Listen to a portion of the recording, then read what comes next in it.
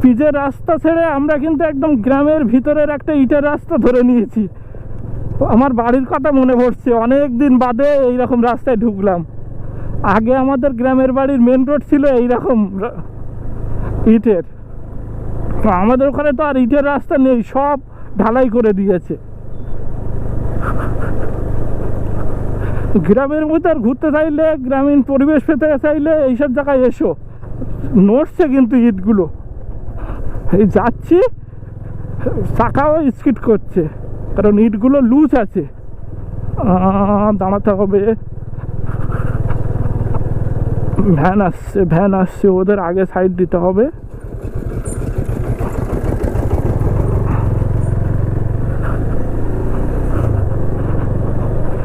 এইসব রাস্তায় কিন্তু লোকজন যাতায়াত করে এইরকম মোটর ভ্যানে।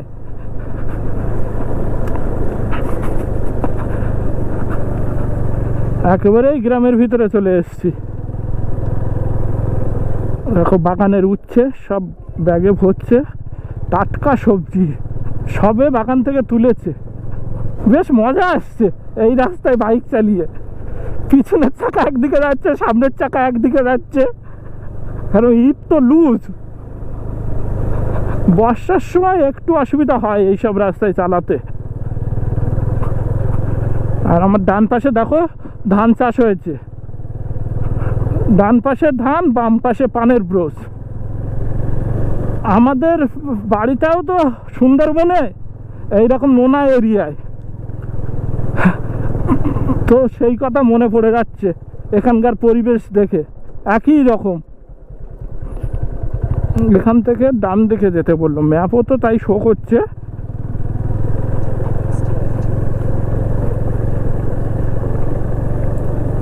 সমুদ্রের কাছাকাছি যাব।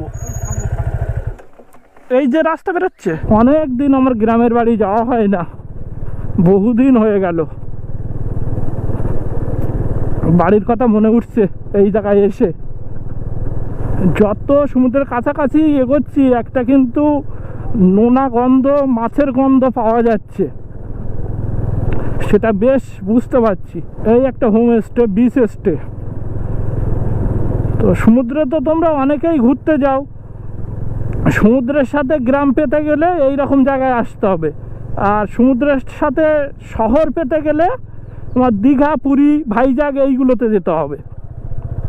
একদম সমুদ্র আর গ্রামের ফিল পেতে চাও, এই এক লালগঞ্জ, ওদিকে একটু সাবধানে চালাতে হবে। লালগঞ্জ আর ডুবলাগুড়ি, বাগদা এইগুলোতে যাও। দেখো নদীর রাস্তা ধরে নিয়েছি, জঙ্গলের ভিতরে একটা ট্রলার রাখা, এগুলো সব মাছ ধরতে যায়। এসে গেছি। বৃষ্টি হলে তো সমস্যা হয়ে যাবে।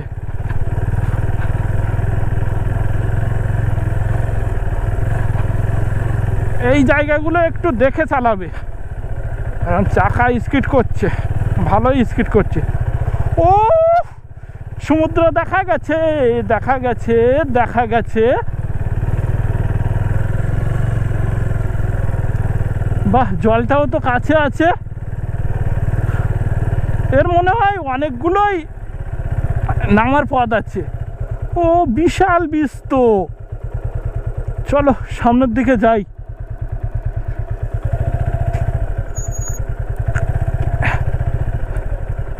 এইসব জায়গাগুলো চ্যালেঞ্জিং।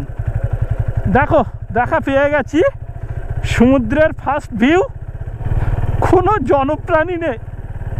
হে বাবা, স্কিড করলো। একটা লোকজন নেই এখানে, ফাঁকা সি বিচ। এই জায়গাটার নাম লালগঞ্জ কেন হলো? কাঁকড়া আছে কি? লাল কাঁকড়া। কিছু গরু আছে, আমাকে দেখে ছুটছে, ভাবছে কে চলে এসছে। কেউ তো আসে না এই রকম। এই দেখো কাঁকড়া দেখা গেছে, কাঁকড়া দেখা যাচ্ছে সামনে, অনেক কাঁকড়া।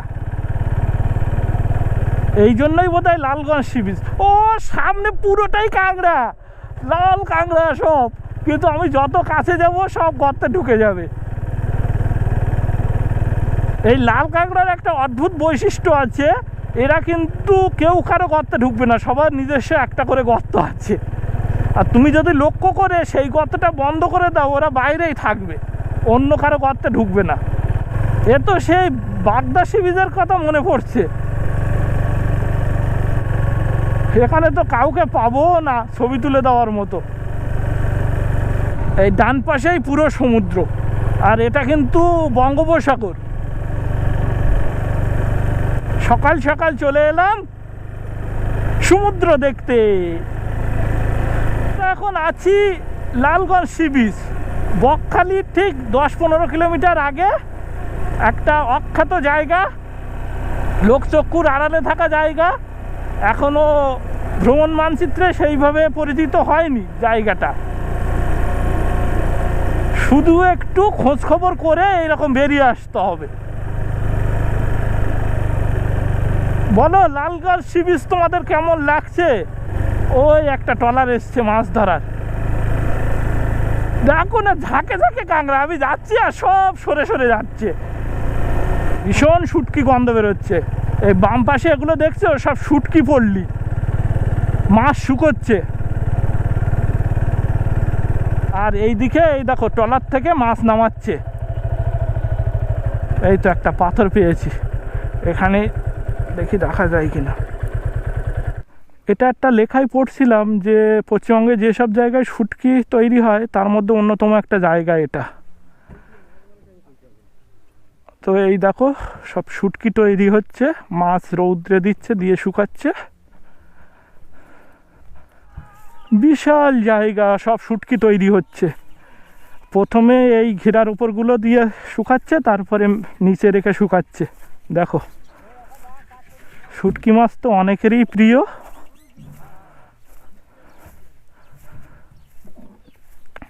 কত কত শুটকি দেখো, সব লোটে মাছ শুটকি দেখছি। আর উপরে এইরকম সব নেট দেওয়া যাতে পাখি এসে না খায়। শুধু এরিয়াটা দেখো কি বিশাল এরিয়া। যারা শুটকির গন্ধ নিতে পারো না তাদের ভালো লাগবে না এসব জায়গা। ভীষণ গন্ধ, আমারই ভালো লাগছে না। এই দেখো সব এইভাবে শুকায় প্রথমে, দেখছো এইগুলো কিন্তু দাও কাছে নিয়ে দেখাচ্ছি। এই দেখো এগুলো কিন্তু সব লোটে মাছ, শুকিয়ে গেছে প্রায়।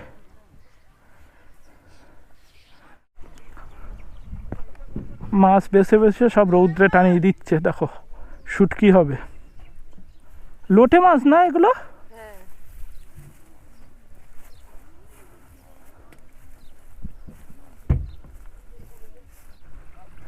এই সব দেখার জন্যই তো আসা। দেখো সব মাছ নামাচ্ছে, সাগর থেকে এসছে, এসে মাছ নামাচ্ছে। কত মাছ দেখো, আর এইগুলো সব শুটকি হবে।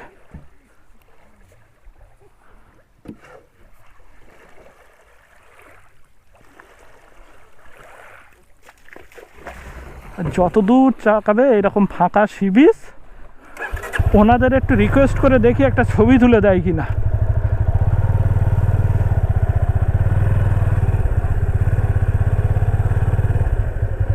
ছবি তুলে দিন না মোবাইলে।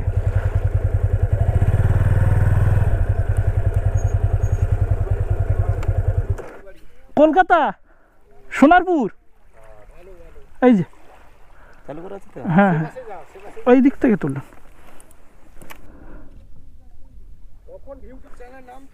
স্বপ্নময়, এনাদের সঙ্গে অনেক গল্প হলো, ছবি তুলে নিলাম। সি বিচে আসলাম আর নিজের একটা ছবি হবে না, সেটা হয় নাকি? দারুণ খুশি হয়েছে সব। সঙ্গে একটা কেউ থাকলে জলের কাছাকাছি চলে যেতাম, কিন্তু এখানে যদি জলের কাছে গিয়ে ফেঁসে যাই জলের ভিতরে তাহলে অসুবিধা হয়ে যাবে। গাড়ি আমি বের করবো কিভাবে? না যাওয়াই ভালো, একা আছি। সবই ভালো কিন্তু প্রচণ্ড গরম, মানে ঝলসে যাওয়ার মতো অবস্থা। সি বিচে একটু বেশি গরম হয়, কারণ বালি এরিয়া তো, আর তার উপর দেখতে পাচ্ছ চারিদিকে সব সাদা বালি। তবে এই সি বিচে কিন্তু তোমরা দীঘা পুরীর মতো ঢেউ পাবে না, কিন্তু নির্জনতা পছন্দ করলে তোমাদের ভালো লাগবে। আমি যেহেতু এইরকম একটু ফাঁকা জায়গা পছন্দ করি, আমার তো ভীষণ ভালো লেগেছে। আর সঙ্গে যদি এইরকম বাইক থাকে তো সি বিচে বাইক চালাতে আলাদাই মজা। প্রায় 3-4 কিলোমিটার রাইড করলাম সি বিচে। ও এখন সামনের দিকে যাচ্ছি, গিয়ে ভিতরে চলে যাব। আর এখানে বেশিক্ষণ থাকবো না, অনেকক্ষণই থাকলাম, প্রায় ঘন্টাখানিক মতো। ওখানে যারা মাছ নামাচ্ছিল, তারপর শুটকি তৈরি করছিল, ওদের সঙ্গে অনেক গল্প হলো। ওরা আবার ছবি তুলে দিল আমার। এখানে এসে একদিন থাকাই যায়, ভালো লাগবে একদিনের জন্য। আর এখান থেকে কিন্তু আবার তোমরা নৌকোয় করে বিভিন্ন জায়গায় ঘুরতে পারো আশেপাশে, সে ব্যবস্থাও রয়েছে। তোমরা যে হোমস্টেতে থাকবে সেখান থেকেই ব্যবস্থা করে দেবে। আমার যেহেতু থাকার প্ল্যান নেই আর একা একা এসছি, ওই জন্য আর ওগুলো করলাম না। আর অনেক নৌকা চড়েছি, কারণ এইরকম এরিয়ায় আমি বেড়ে উঠেছি। ছোট থেকে প্রচুর নৌকা ভটভটি চড়েছি। বাগদা দুবলাগুড়িতে যেমন লাল বালি, আর এখানে কিন্তু সাদা বালি। আর এই বালিতে বেশি স্কিড করে চাকা, কারণ বালিগুলো খুবই হালকা। লাল বালি হলে একটু মোটা দানা হয়। কিন্তু এই সি বিচে দেখছি অনেক প্লাস্টিক খড়কুটো আছে। আর বাগদা দুবলাগুড়ি দাগরা এই সি বিচগুলো একদম ক্লিন, একটা নোংরা পাবে না। তোমরা জানাও এইরকম জায়গা কেমন লাগছে তোমাদের দেখতে। আর ভালো লাগলে সবাই একটু লাইক ফলো করে দিও, আর ইউটিউব চ্যানেল স্বপ্নময় সাবস্ক্রাইব করে দিও। আর এরকম আরও অনেক নতুন নতুন জায়গা, অপরিচিত জায়গা নিয়ে তোমাদের কাছে হাজির হব মাঝে মধ্যেই। আমি তো ঘুরবই, আর তার কিছু মুহূর্ত তোমাদের কাছে তুলে ধরবো। একটা ব্লগে সম্পূর্ণ তোমাদের দেখানো সম্ভব না, কিছু কিছু মুহূর্ত তোমাদের সঙ্গে ভাগ করে নেওয়া যেতে পারে। আর অনেক ঝাউ গাছ দেখতে পাচ্ছি কিন্তু এখানে, এগুলো সব ঝাউয়ের জঙ্গল।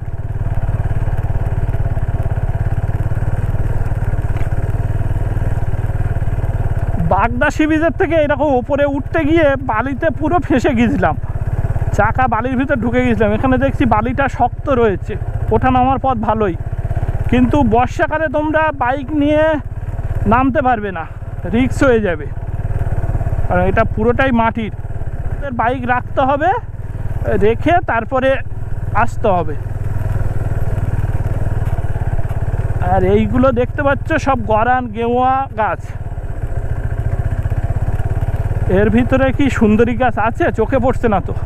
সুন্দরী গাছ আমি চিনি, এগুলো ম্যাক্সিমাম সব গেওয়া গাছ দেখছি।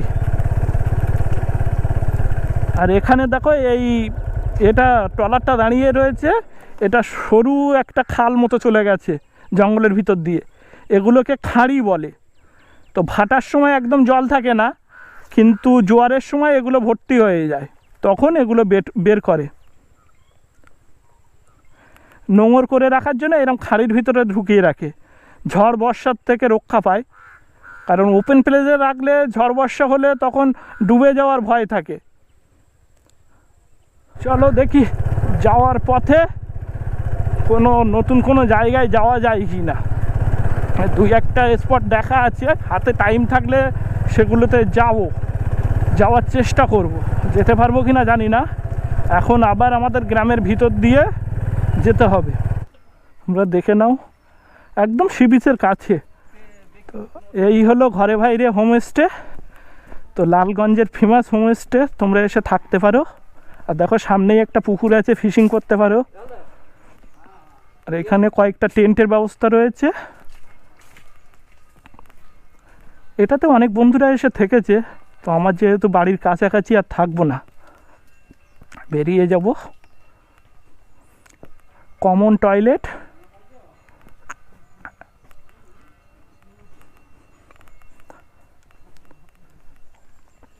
পাশাপাশি দুটো হোমস্টে আছে দেখছি।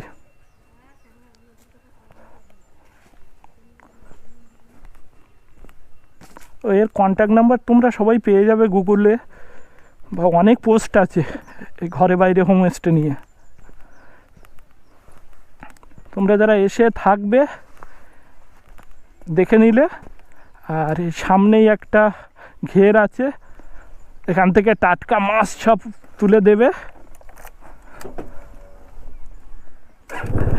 গ্রামের এই মাটির গন্ধ, ধানের গন্ধ বা এই নোনা এরিয়ার গন্ধ খুব মিস করি। মনটা কেমন কেমন হয়ে যায়, বাড়ির কথা মনে হয়। এইসব জায়গাগুলো আসলে মন এমনিই ভালো হয়ে যায়।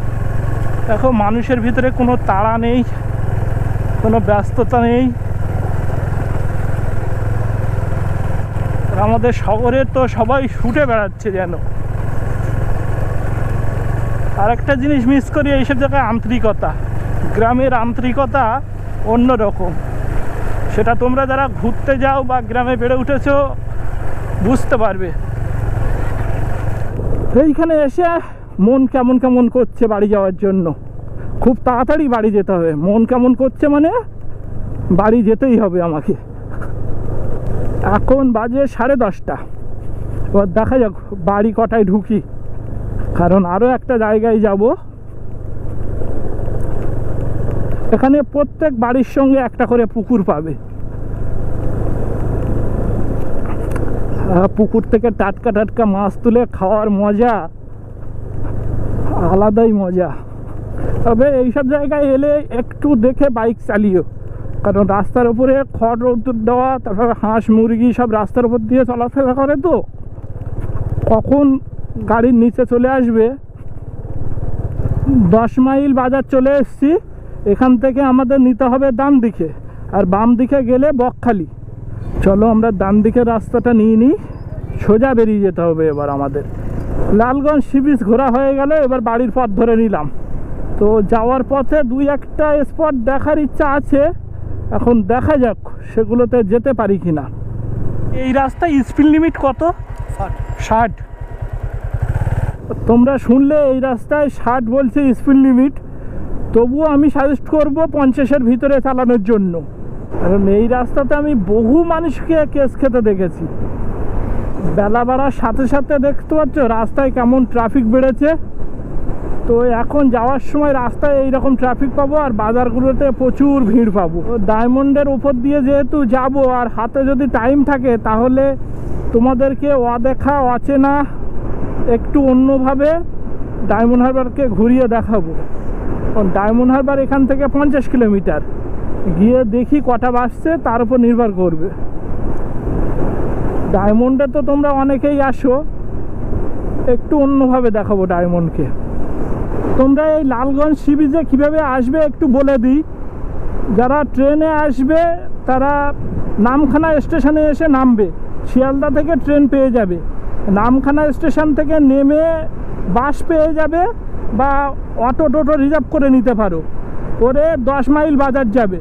এবার 10 মাইল বাজারে গিয়ে ওখান থেকে আবার টোটো রিজার্ভ করে বলবে লালগঞ্জ সি বিচ। তো 10 মাইল বাজার থেকে আর লোকাল টোটো পাবে না, হয় তোমাদের রিজার্ভ করতে হবে, বা যে হোমস্টেতে থাকবে তাদের বলে দিলে তারা পাঠিয়ে দেবে। আর যারা বাই রোড আসবে, একদম কলকাতা থেকে ডায়মন্ড রোড ধরবে, ধরে আমতলা ডায়মন্ড হারবার নামখানা হয়ে বেরিয়ে যাবে। কলকাতা থেকে অনেক বাসও আসছে, বকখালির বাস ধরবে, ধরে একদম 10 মাইল বাজারে নামবে। তো আসার পথ খুবই সোজা। আর এখন তো একটু বাদে বাদে এই রাস্তায় পুলিশ, যার জন্য দেখো আমি 50-এর ভিতরেই চালাচ্ছি। ভেবেছিলাম বাড়ি গিয়ে খাওয়া দাওয়া করব, তো বাড়ি ফিরতে ফিরতে মোটামুটি 2:30-3টে বাজবে। তো ভাবছি রাস্তায় কোথাও খেয়ে নেব, ভালো হোটেল পেলে খেয়ে নিতে হবে।